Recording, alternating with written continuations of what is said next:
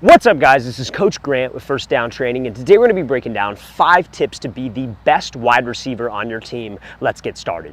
Now, before we get into this video, fellas, we are going to be traveling out to 5 more states this offseason for 2-day-long QB and wide receiver camps. Next up on our camp tour, we're going to be coming out to Austin, Texas. Then we'll be coming out to Seattle, Washington, Newark, New Jersey, Denver, Colorado, and Los Angeles, California for 2-day-long camps. So if you guys would like some more information on that, how you can sign up for one of our camps, check out that very first link in the description below. It's a 2-day-long event. Again, 8 hours of training total. So again, very first link below.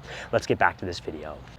Alright guys, so the first thing that I want to talk about that's going to help you be the best wide receiver on your team is going to be doing certain things that you don't want to do, and that is special teams and defense. So playing wide receiver, that's a very, very competitive position, right? You got to think about how many wide receivers there are, and I'm assuming if you're watching this, you probably want to play college football, right? And the first step to being able to play college football is starting varsity on your team and being the best wide receiver on your team. But hear me out with this. There are so many wide receivers across the country that want to play wide receiver at the next level. And when you think about how many people those are, what can you do to stand out? And that is be an athlete. So college coaches, especially at the higher level, Division I level, Division II level, they are looking for athletes. They want guys who are explosive playmakers. And the more time you spend on the field, the more opportunities you have to make plays and be reliable. Now, let's think of this like you're an underclassman, right? Like freshman, sophomore, first time on varsity, want to impress coaches, play special teams. Get out there on special teams, fly around, make plays, because that will increase their trust in you to actually put you in a major role on the team.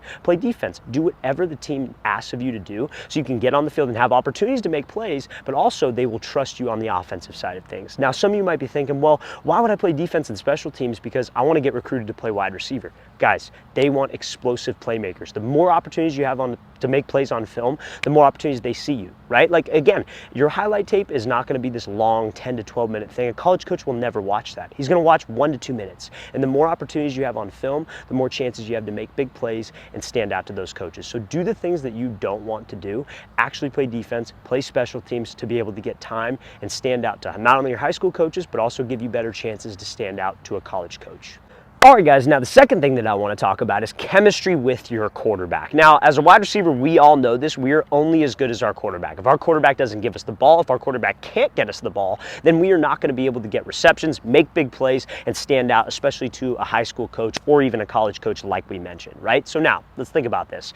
Chemistry with your quarterback is built through doing what with your quarterback? Actually working with your quarterback. You don't got to be best friends with the guy. You don't got to go to his house. You don't got to eat dinner at his house or anything like that. But you should work with that guy as often as you can. Chances are if you're a quarterback and maybe you guys play in a bigger market like Texas, Florida, California, your quarterback probably has a quarterback coach. And you know what a quarterback coach, take it from one, what he always needs receivers. So you should offer, hey, when do you go out with your trainer? Could I go out and run routes for you? That's how you get better, but also you got chemistry with him. And you know what? He trusts you. He knows that you're going to put in the work. He knows how you run routes. He's used to how you run routes. So when you're actually on the field and he has 4 options to throw to, maybe he looks your way when there's a one-on-one opportunity. And a one-on-one opportunity is how we make a highlight, how we make a big play, and can insert myself in that best wide receiver 1 role on the team. So you need to have chemistry with that quarterback. Now, if your quarterback's not a work ethic guy, do whatever you can to get him out there. Offer to buy him lunch, offer to give him a ride, offer to do certain things just to get him out there so you can work with him, because that will better your game, and long term, that will benefit you so much more than just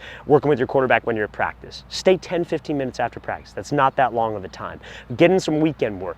And anything you can do to work with that quarterback is the most beneficial thing you can do.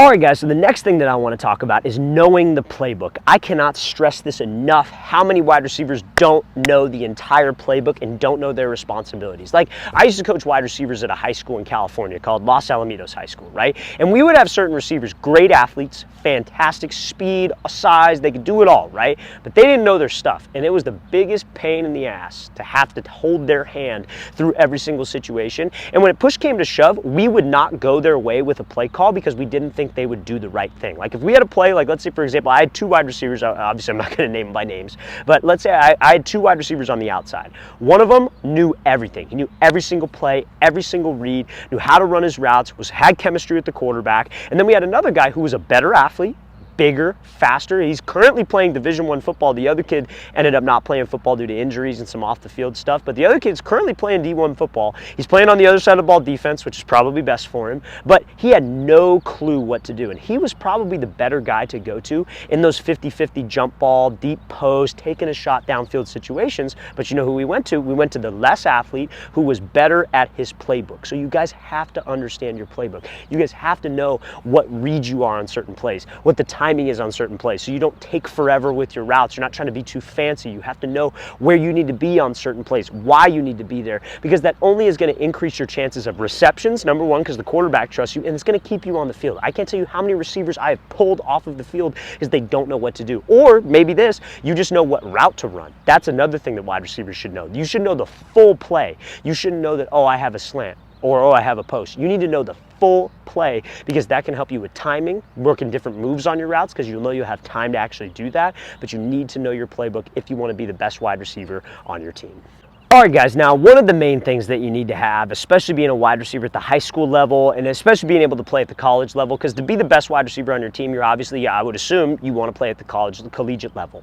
You got to have speed. I'm telling you this right now, speed is something that you absolutely need as a football player. I don't care what position you play. You need to be fast, you need to be explosive, you need to be quick. That is the game that we play, so you need to have those attributes. Now, what can you do to work on your speed? I know that a couple things that worked best for me was explosive movements in the gym and then stretching. Now, obviously there are other things that tie into it, running with sleds, running resistance, all those things. Running form obviously is important. Going to a track coach, all those things help for sure.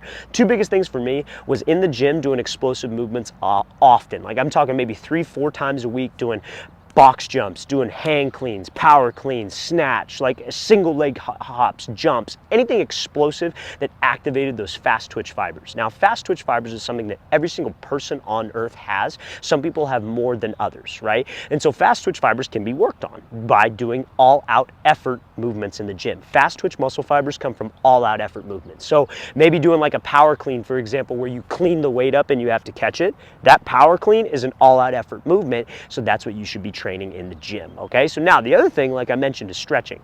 I've told this story before on this channel that I was consistently like a 4.9 40. I did all the running you could possibly freaking do. I ran hills, I ran sleds, I had bands, I ran in the sand. I don't think running in the sand is great anymore. I've kind of changed my mind on that.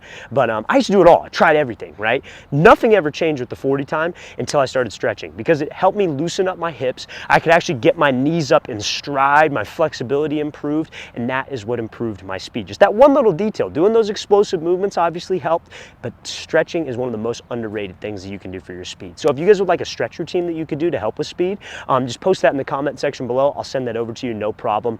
But yeah, stretching, explosive movements in the gym will help your speed. All right, guys, so the next thing that I want to talk about that will help all of you stay on the field, because again, a lot of us could get on the field with just speed, just size, doing the playbook, all that, but stay on the field, catching the ball. If you can catch the ball, like let's say no matter what the situation is, you got a guy pulling on your arm, grabbing you, you're in traffic, jump ball, wide open, you catch the ball 100% of the time. I don't care what team you were on, I don't care the level of the team that you were on, you will play. You could be the slowest receiver on the field, but if you catch literally everything, like which has never happened before, but let's say you catch literally everything, you will stay on the field. So hands, you got to have good hands. I'm telling you this right now, you cannot be that guy that drops the ball, who just has speed, who's just explosive. You have to, on every single catch, fellas, in practice, be working on that consistent eyes, seeing the football, taking that photo of the ball, making sure that we look this thing all the way in, because that is what it takes to be a successful pass catcher. It's repetition.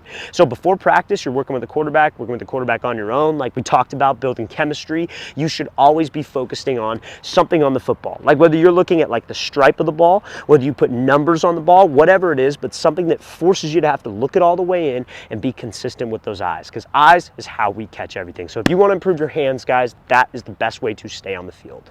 All right, guys, I really want to thank you for watching. I really appreciate it. If you have any questions at all, don't hesitate to leave those in the comment section below. We always appreciate the feedback. It's always great to hear from you guys. And again, fellas, if you would like to come out and train with us in 5 more states this offseason, we're coming all the way from Austin, Texas to Los Angeles, California. Check out that very first link in the description below. We'd love to have you there. I'll see you guys next time.